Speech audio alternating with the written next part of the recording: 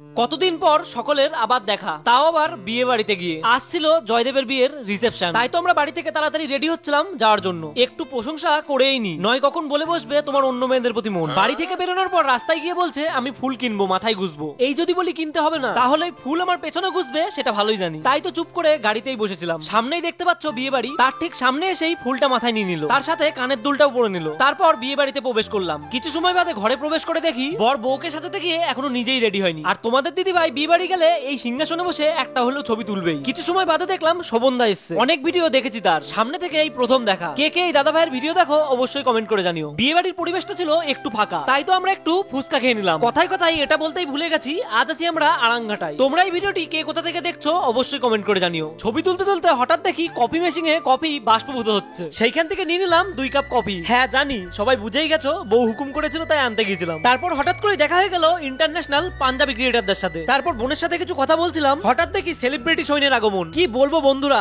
সবার হাতে আধ খাওয়া আপেল। বিয়ে বাড়িতে আসলে একটা গোটা আপেলই আনতে পারতে। তা অনেকদিন বাদেই অমিত দাদের সঙ্গে আবার দেখা হলো। আচ্ছা আজকে তোমাদের কাদের কাদের বিয়ের নিমন্ত্রণ ছিল অবশ্যই কমেন্টে জানিও। আর পাশে দাঁড়িয়ে থাকা বাচ্চাটাকে আশীর্বাদ করো যাতে তার সংসার লাইফ সুখের হয়। আর তোমাদের দিদি ভাই এবং অম্বিকাদিকে সেজে কেমন লাগছে অবশ্যই জানিও। তারপর অনেক সময় হয়ে গেছিল আর চলে গেলাম খাওয়ার টেবিলে। তারপর ওখানে যে যা কাণ্ড দেখলাম আমি তো অবাক।